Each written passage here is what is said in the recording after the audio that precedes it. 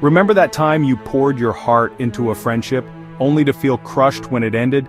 It's a feeling that can be incredibly overwhelming, leaving you questioning your worth and the nature of your relationships. You might have replayed every moment in your mind, wondering what went wrong and if you could have done something differently, or when you worried endlessly about a loved one to the point where it consumed your thoughts.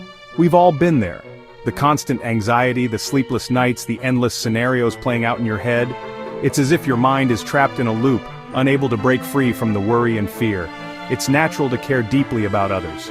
Our connections with friends and family are what make life rich and meaningful. These bonds bring joy, comfort, and a sense of belonging. They are the threads that weave the fabric of our lives. However, there's a fine line between healthy care and unhealthy attachment. It's a delicate balance that requires self-awareness and mindfulness. When we cross that line, our well-intentioned care can turn into something more suffocating and detrimental. When we become overly attached, we weave our happiness into the fabric of someone else's existence. Our emotional well-being becomes intertwined with their actions and moods, making us vulnerable to their every whim and change. Their moods become our moods. We find ourselves riding the waves of their emotional highs and lows, often losing sight of our own feelings in the process. This mirroring can lead to a loss of individuality and personal autonomy. Their decisions dictate our peace. We become so invested in their choices that our own sense of stability and happiness hinges on their actions. This dependency can create a constant state of anxiety and uncertainty. This emotional entanglement can lead to anxiety, codependency, and a loss of our own identity. We may start to feel lost, unsure of who we are without the other person. Our self-worth becomes tied to their validation and approval. Imagine two trees planted too close together. At first they might seem to support each other, their branches intertwining in a beautiful dance. But as they grow, their proximity becomes a hindrance rather than a help. Their roots intertwine, competing for the same resources. They struggle to find the space and nutrients they need to thrive. This competition can stunt their growth and weaken their foundations. One tree's struggles become the other's burden. The weight of one tree leaning on the other can cause both to falter.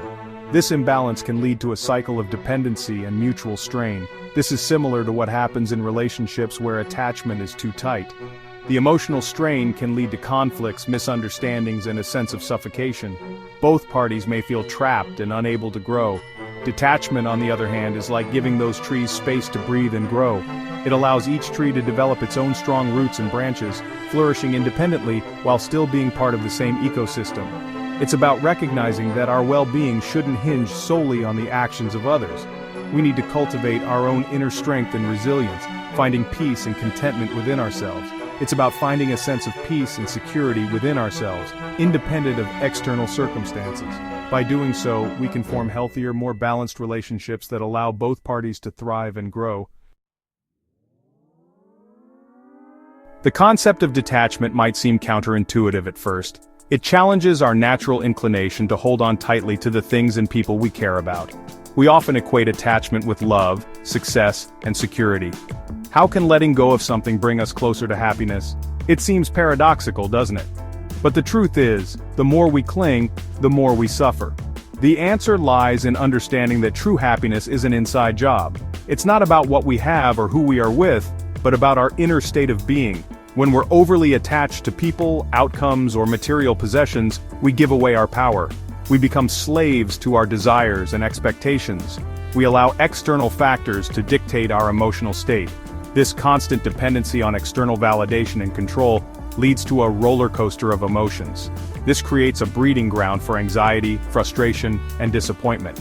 We find ourselves in a perpetual state of unrest, always chasing after something elusive. Detachment, however, empowers us to reclaim that power. It allows us to find stability and peace within ourselves, independent of external circumstances. It's about accepting that we can't control everything and everyone around us. It's about embracing the flow of life and trusting in the process. It's about choosing to find peace and contentment within, regardless of external circumstances. This inner peace becomes our anchor, our source of true happiness. Think of it like this. Imagine holding onto a helium balloon. The balloon represents our desires, our attachments. The tighter you grip, the more likely it is to slip away. The tension and fear of losing it can cause it to burst or escape. However, if you relax your grip, the balloon remains at ease, tethered to you, yet free to sway in the breeze. This gentle hold symbolizes trust and acceptance. This is the essence of detachment. It's about finding freedom and letting go, and in doing so, discovering a deeper, more enduring sense of happiness and peace within ourselves. Setting boundaries is crucial for cultivating healthy detachment. Boundaries are the invisible lines we draw to protect our emotional well-being. They communicate to others what we will and will not accept in our relationships and interactions. Setting boundaries can feel uncomfortable at first, especially if we're used to people-pleasing or avoiding conflict.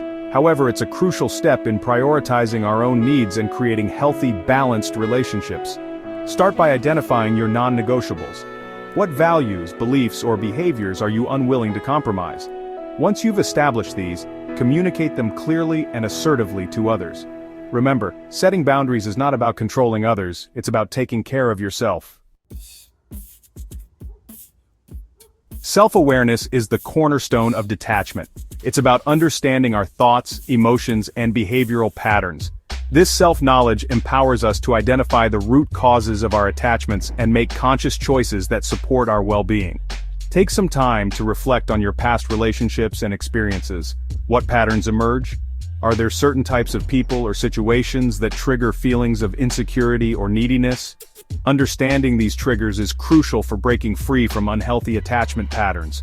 Journaling, meditation, and therapy can be valuable tools for cultivating self-awareness. These practices allow us to delve deeper into our inner world, uncover hidden beliefs, and develop a more compassionate understanding of ourselves. Section 5. The Joy of Independence. Cultivating self-reliance. One of the most effective ways to practice detachment is to cultivate self-reliance. This means developing a sense of inner strength and resourcefulness, rather than relying on others to meet our emotional needs. Engage in activities that foster a sense of accomplishment and personal growth. This could involve pursuing a hobby, learning a new skill, or setting a personal challenge. By focusing on our own growth and development, we naturally become less dependent on external validation. Remember, self-reliance isn't about becoming a lone wolf. It's about developing a strong sense of self that allows us to engage in relationships from a place of wholeness rather than neediness. Section 6. Emotional First Aid, Caring for Your Inner World. Detachment doesn't mean becoming emotionally numb or shutting down. It's about learning to manage our emotions effectively so that we don't become overwhelmed by them. Practice emotional self-care by engaging in activities that soothe and nourish your soul. This could involve spending time in nature, listening to calming music, or engaging in creative pursuits. Find what works for you and make it a non-negotiable part of your routine.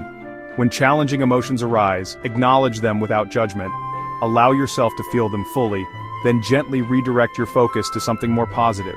Remember, you are not your emotions. You are the observer of your emotions. Section 7. Staying the course. The importance of personal goals. Having clear personal goals can be a powerful motivator for practicing detachment. When we're passionate about something, it naturally shifts our focus inward, reducing our reliance on external validation. Take some time to reflect on what truly matters to you. What do you want to achieve in life? What kind of person do you want to become? Once you have a clear vision, break down your goals into smaller, actionable steps. Celebrate your progress along the way, no matter how small.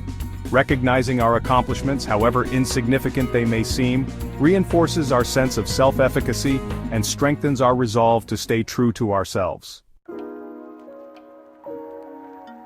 Section 8. Navigating relationships with detachment. Detachment is not about becoming emotionally distant from loved ones. It's about maintaining a healthy balance where you can love and support others without losing yourself in the process. It's about showing up in relationships from a place of wholeness and self-sufficiency. When you're grounded in your own sense of self, you can offer genuine support and love to those around you. It's about allowing loved ones the space to be themselves without feeling the need to control or change them. This creates a more authentic and respectful connection. Practice active listening and empathy in your interactions with others. This means truly hearing what the other person is saying and responding with compassion and understanding. Seek to understand their perspective without judgment or the need to offer unsolicited advice. Sometimes just being there and listening is the best support you can offer. Remember, Everyone is on their own journey, and we can't force our own timelines or expectations onto others. Each person has their own path to follow, and it's important to respect that. When conflicts arise, approach them with a calm and rational mindset. Take a step back, breathe, and try to see the situation from a broader perspective. Avoid taking things personally or allowing your emotions to escalate the situation. By staying calm, you can navigate conflicts more effectively and find solutions that work for everyone involved. Remember, healthy detachment allows us to see challenges as opportunities for growth and understanding, rather than threats to our well-being. It helps us maintain our inner peace and fosters healthier, more fulfilling relationships. Section 9, Embracing the Journey. Detachment as a lifelong practice. Detachment is not a destination, it's a lifelong journey of self-discovery and growth. There will be times when we stumble and fall back into old patterns of attachment. The key is to approach these setbacks with self-compassion and view them as opportunities for learning. Remember, detachment is not about becoming cold or unfeeling. It's about cultivating a sense of inner peace and freedom that allows us to experience life more fully without being held captive by our attachments. Embrace the journey, with all its imperfections. The more we practice letting go, the lighter and freer we become. And in that spaciousness, we create room for more joy, love, and authentic connection in our lives.